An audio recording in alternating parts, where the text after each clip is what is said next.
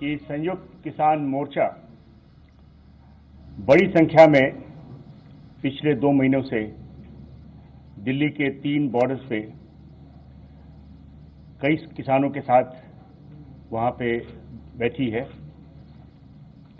2 जनवरी को दिल्ली पुलिस को ज्ञात हुआ कि किसान रिपब्लिक रैली एक ट्रैक्टर की मार्च करने जा रही है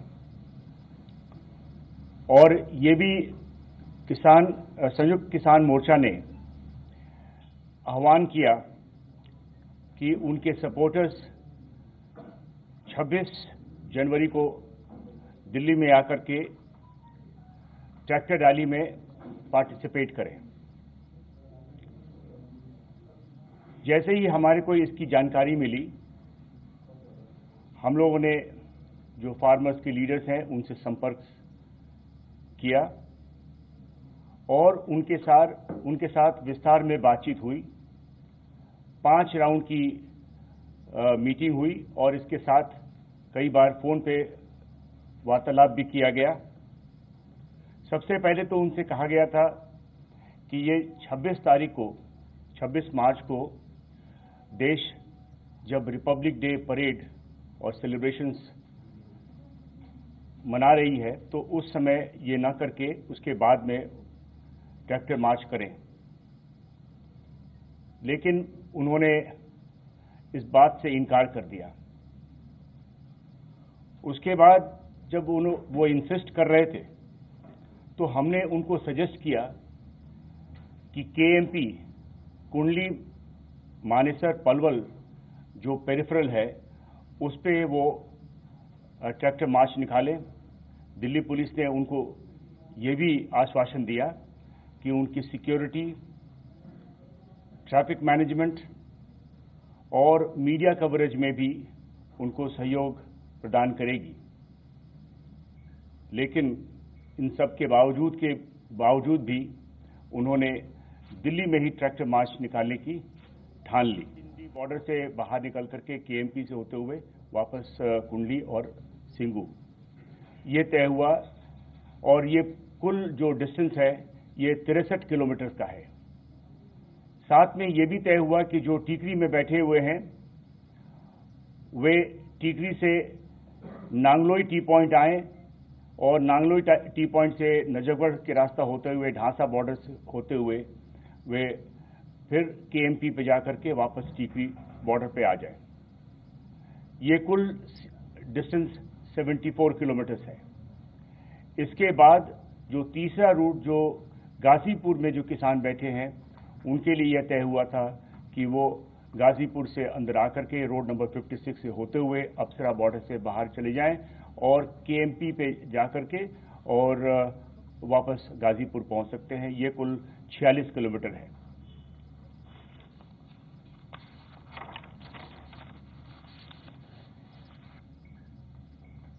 क्योंकि उस दिन रिपब्लिक डे परेड भी मनाई जा रही थी, दिल्ली के जनता की इंटरेस्ट को ध्यान में रखते हुए, सिक्योरिटी को ध्यान में रखते हुए यह तय हुआ कि कुछ टर्म्स एंड कंडीशंस लागू किया जाए। जो टर्म्स एंड कंडीशन उनको रिटन परमिशन के साथ उनको दिया गया। पहला टर्म्स था कि किसान ट्रैक्टर रैली वो 12 बजे दोपहर से शुरुआत हो और 5 बजे तक खत्म हो जाए। भाषणबाजी हुई सतनाम सिंह पन्नू द्वारा, जिसको आप अभी सुन सकते हैं।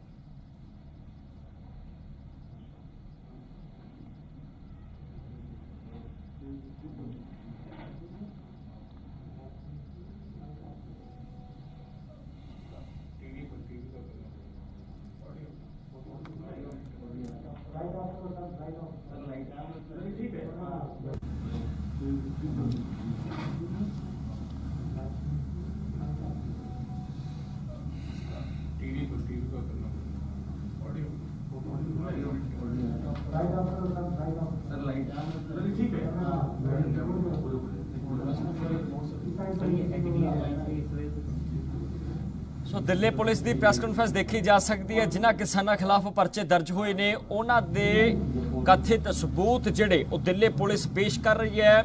ਇਹ ਤਕਰੀਰਾਂ ਕਿਸਾਨ ਆਗੂਆਂ ਦੀਆਂ ਨੇ जो खड़ के लोगों में दित्तियां गईयां सी, उन्होंने दिल्ली पुलिस के सीनियर अफसर रख रहे हैं। आपने देखा होगा कि जैसे ही ये स्पीच समाप्त हुआ और उन्होंने आह्वान किया कि जो आगे जो बैरिकेड लगी है उसको तोड़ करके वो आगे जाएं, और वो वहाँ की जो भीड़ है वो आगे निकली और बैरिकेड तोड़ने लगी। वहाँ पे जो हिंसा हुई है, ये अब हमारे दूसरे स्लाइड में आप ऑडियो अगर नहीं देख पा रहे हो तो नहीं सुन पा रहे हो तो वीडियो आप देख सकते हैं।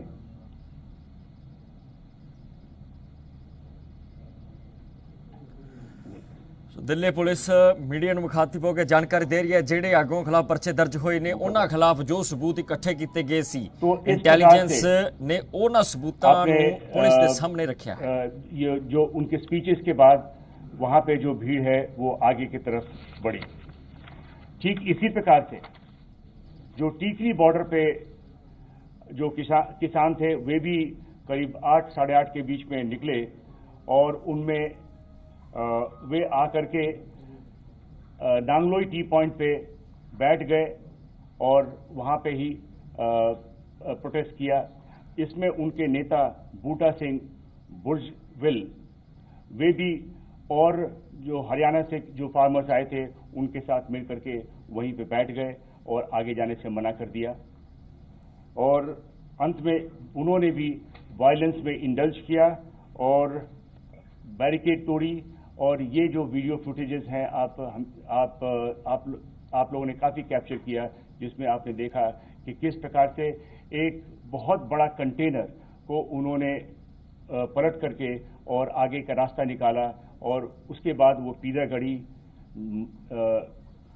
पंजाबी बाग, झकीरा से होते हुए उनमें से कुछ लाल किला तक पहुंचे।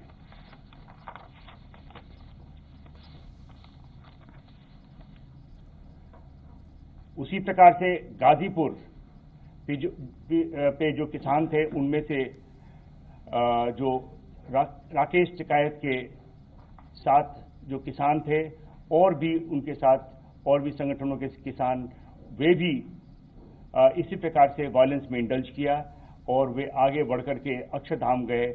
और जबकि बहुतों को वापस भेज दिया गया, कुछ लोगों ने बैरिकेड तोड़ करके वे भी लाल किले तक पहुंच गए।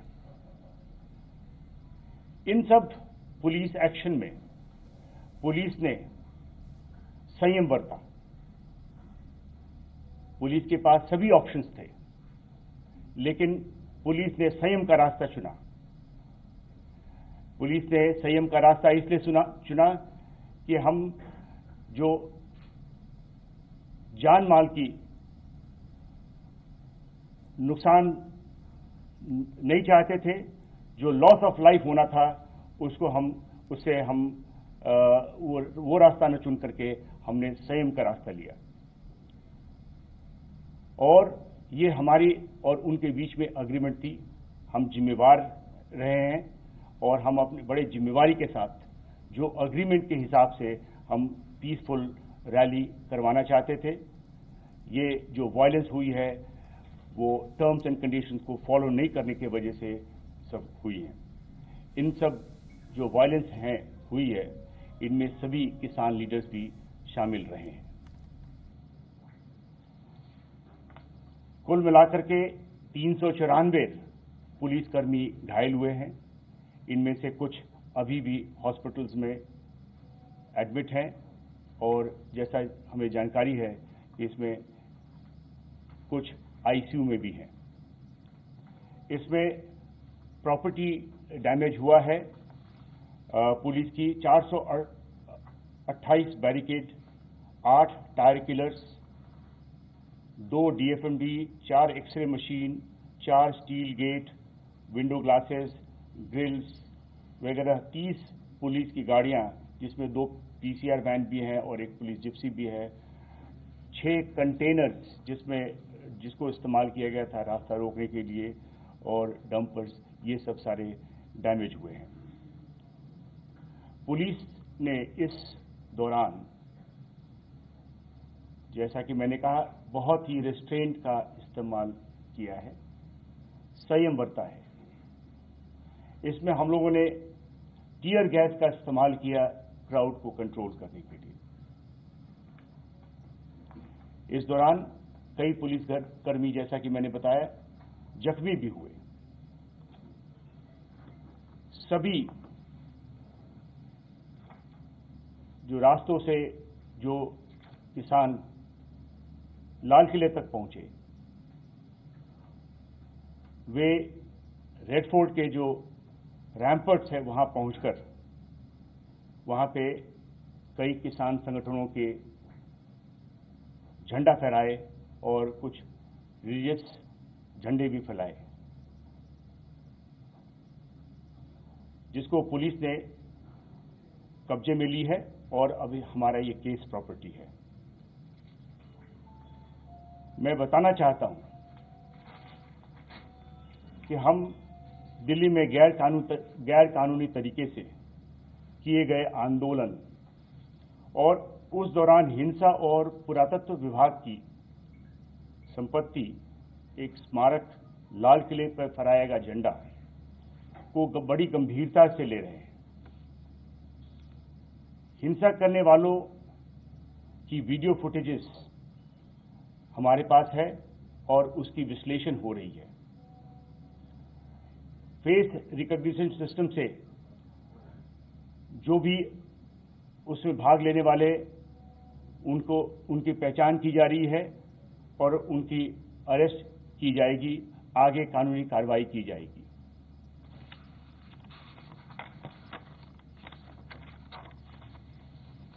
अब तक दिल्ली पुलिस 25 से ज्यादा क्रिमिनल केस रजिस्टर किया है और जैसा कि मैंने बताया है कि सीसीटीवी और वीडियो फुटेज से हम फेशियल रिकॉग्निशन सिस्टम से पहचान की जा रही है। एक चीज सबको बतलाना चाहता हूं कि कोई भी कल्प्रिट जिसकी पहचान होती है और जिसकी शमूलियत पाई जाती है, उसको छोड़ा नहीं जाएगा। No one will be spared. जो भी फार्मर्स लीडर्स हैं और उनकी शमूलियत पाई जाती है, उनके खिलाफ कानूनी कार्रवाई की जाएगी। राष्ट्र के सम्मान और सुरक्षा में दिल्ली पुलिस किसान संगठनों से पूछताछ करेगी और जो भी कठोर कार्रवाई करनी पड़ेगी वो करेगी। धन्यवाद।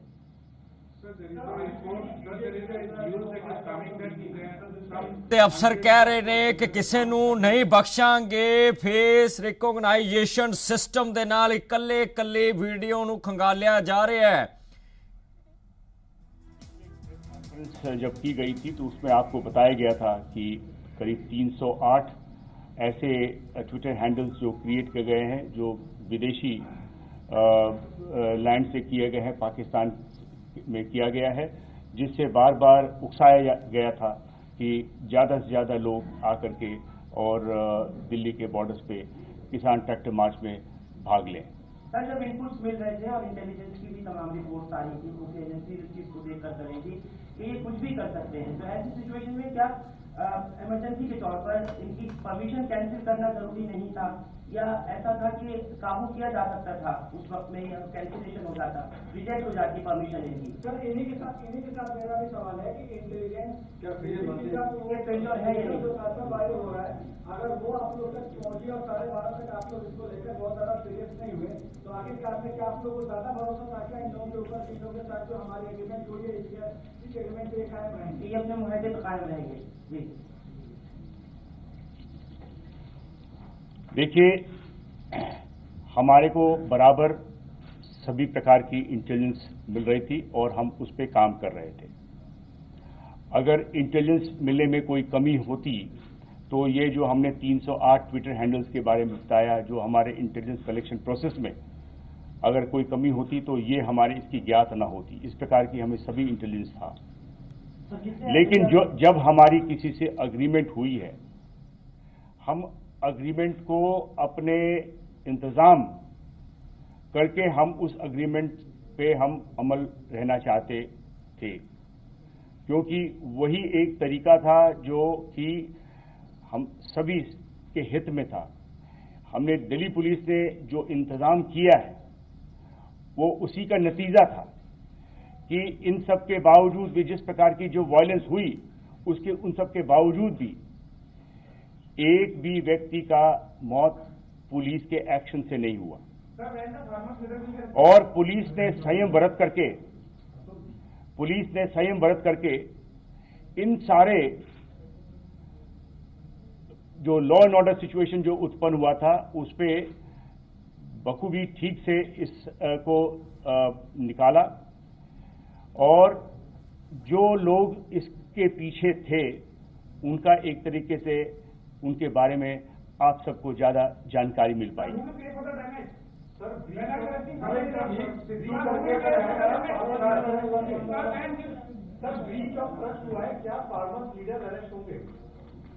पुलिस के साथ उन्होंने आपको विश्वास दिलाया था, लेकिन उसके बावजूद ब्रीच ऑफ ट्रस्ट रहा, तो क्या फार्मर जो लीडर था वो सीधा रिस्पॉन्सिबल है? क्या उनके खिलाफ एक्शन लेगी? कितने फार्मर लीडर्स के ऊपर एफआईआर हुई? हमने आप अपने बयान में हमने बिल्कुल साफ कहा है कि जिन फार्मर्स लीडर्स और जिस किसी का भी इन केसेस में शमूलियत पाया गया उनके खिलाफ कठोर कार्रवाई की जाएगी।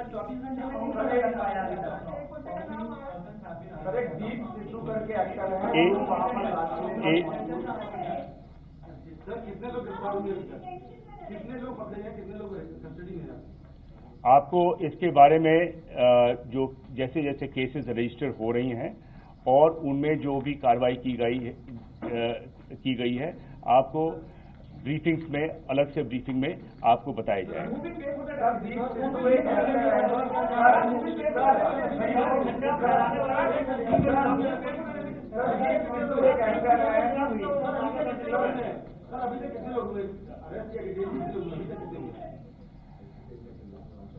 देखिए, ये हमारा जो अग्रीमेंट हुआ है इसमें किसानों के साथ हुआ है। किसान लीडर्स जिन्होंने हमारी अग्रीमेंट को न मान करके विश्वासघात किया है, और जो भी कानूनी कार्रवाई बनता है उनके खिलाफ किया जाएगा।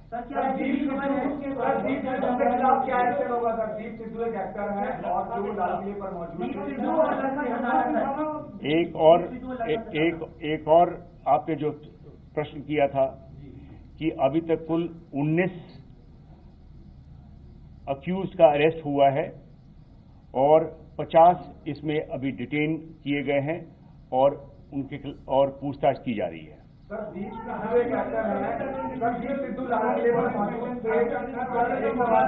सर, दीप सिद्धू लालकिले पर मौजूद थे। दीप सिद्धू के वीडियो वायरल हुए हैं, वो भड़का रहा था वहां पर। क्या उसके खिलाफ कोई मामला दर्ज किया जाएगा, कोई एक्शन होगा?